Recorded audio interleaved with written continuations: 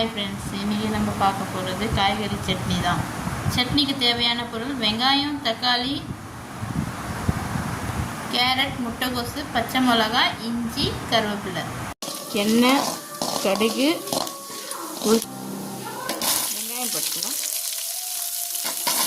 பச்சை மிளகாயும் சேர்த்து போட்டுக்கிறேன், இஞ்சியும் சேர்த்து போட்டுக்கிறேன். நல்லா வதக்கிக்கலாம்.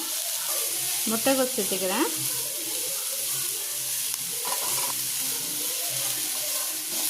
நல்லா வதக்கிக்கலாம். தக்காளி சேர்த்துக்கலாம், உப்பு சேர்த்துக்கலாம், புளி சேர்த்துக்கலாம்.